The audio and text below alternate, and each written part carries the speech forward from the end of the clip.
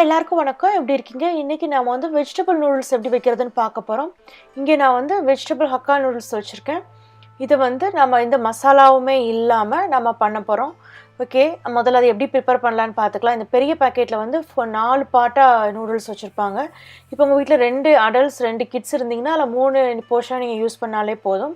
இங்கே தண்ணி நல்லா கொதிக்க விட்ருங்க ஒரு பாத்திரத்தில். அதில் கொஞ்சம் உப்பும் கொஞ்சம் 1 டீஸ்பூனுக்கு எண்ணெயும் சேர்த்துருங்க. சேர்த்ததுக்கப்புறம் இந்த நூடுல்ஸை உள்ளே போட்டு குக் பண்ண ஆரம்பிங்க. அது ஒன்றோட ஒன்று ஒட்டிக்காமல் இருக்கும். அதே மாதிரி இந்த நூடுல்ஸ்லேயும் உப்பு இறங்கும். அதனால தான் இப்போ தண்ணி நல்லா கொதிச்சிட்டனால நான் வந்து இதில் எடுத்து வச்சுருக்க அந்த நூடுல்ஸ் பார்ட்டை உள்ளே சேர்க்குறேன். இது ரொம்ப நேரம் எடுக்காது. 6லேருந்து 7 நிமிஷத்தில் ரொம்ப சீக்கிரமாகவே இது குக் ஆயிரும். குக் ஆனதுக்கப்புறம் இதை நீங்கள் வந்து நல்லா வடிகட்டணும். தண்ணியை நல்லா இருத்துட்டு அதில் வந்து நீங்கள் வந்து குளிர்ந்த தண்ணியை மேலே ஊற்றணும். ஊற்றுனீங்க அப்படின்னா அது கூட கொஞ்சம் குக் ஆகாமல் நல்லா உதிரி உதிரியாக நமக்கு நூடுல்ஸ் கிடைக்கும் இந்த மாதிரி. இப்போ நம்ம நூடுல்ஸை நல்லா வடிகட்டி எடுத்து வச்சுருக்கோம். நல்லா உதிரியாக இருக்குது பார்த்தீங்களா? நல்லா ஆறியிருக்கவும் செய்யுது. இது தவிர நான் இங்கே வந்து கேரட் கட் பண்ணி வச்சுருக்கேன் நீளமாக. க்ரீன் பீன்ஸ் கட் பண்ணி வச்சுருக்கேன். கேப்சிகம் கட் பண்ணி வச்சுருக்கேன். இங்கே 1 டீஸ்பூனுக்கு மிளகு இடித்து வச்சுருக்கேன். உப்பு தேவையான அளவு நம்ம சேர்க்க போகிறோம். ஒரு 6 வெள்ளைப்பூடு பல்ல வெட்டி வச்சுருக்கேன். ஒரு சின்ன வெங்காயம் நான் வந்து வெட்டி வச்சுருக்கேன். இங்கே நம்ம ஹாட் சாஸ் சேர்க்க போகிறோம். ஹாட் சில்லி சாஸ் இருக்கு இல்லையா, சிராச்சா சாஸ் சேர்க்குறேன். இது வந்து ஆப்ஷனல் தான், நீங்கள் இல்லைன்னா ஸ்கிப் பண்ணிக்கலாம். சோயா சாஸ் வந்து கட்டாயம் சேர்த்தே ஆகணும். அது வந்து ஒரு 1.5 டீஸ்பூன்ட்டு நம்ம சேர்க்க போகிறோம். அதுக்கப்புறம் நம்ம எப்படி ப்ரிப்பேர் பண்ணலான்னு பார்க்க ஆரம்பிச்சிடலாம். இப்போ நான் வந்து இங்கே நல்ல கடாயில் வந்து இது நூடுல்ஸ் கிண்டுறதுக்குனே உள்ள கடாய் தான் இது நான் வச்சுருக்கேன்.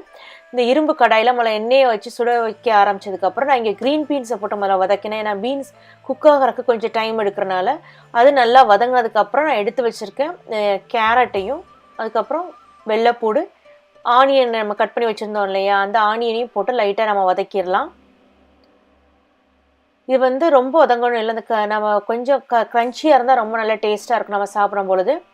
இப்போ அது நல்லாவே வதங்கிடுச்சு. இது அடுப்பை கம்மி பண்ணி வச்சுட்டு நான் இங்கே சோயா சாஸ் சேர்க்குறேன். இந்த மாதிரி உப்பும் சேர்க்குறேன். இன்னும் உப்பு நம்ம நூடுல்ஸ்லேயும் சேர்த்துருக்கனால பார்த்து சேர்த்துக்கிறங்க. சோயா சாஸ்லேயும் உப்பு இருக்கும். மிளகுத்தூள் சேர்த்துட்டு அப்புறம் நான் எடுத்து வச்சுக்கேன் சாஸ் இருக்குல்லையே, அதையும் சேர்த்தாச்சு. சேர்த்துட்டு நாம் இப்போ வந்து இந்த நூடுல்ஸை போட்டு நல்லா மிக்ஸ் பண்ணுங்கள். நூடுல்ஸ் மிக்ஸ் பண்ணதுக்கப்புறம் அடுப்பை ஆஃப் பண்ணுறதுக்கு முன்னாடி நீங்கள் வந்து எடுத்து வச்சுருக்க அந்த க்ரீன் பெப்பர் இருக்கு இல்லையா, குடமிளகாய், அதையும் போட்டு நல்லா மிக்ஸ் பண்ணிட்டு அடுப்பை ஆஃப் பண்ணிடுங்க. இப்போ நமக்கு ரொம்ப அருமையான வெஜிடபிள் நூடுல்ஸ் ரெடி ஆயிடுச்சு. இதை ட்ரை பண்ணி பாருங்கள். பார்த்துட்டு உங்கள் கமெண்ட்ஸ் சமையல் வந்து போஸ்ட் பண்ணுங்கள். இந்த வீடியோவை லைக் பண்ணுங்கள், சேனலை சப்ஸ்கிரைப் பண்ணுங்கள்.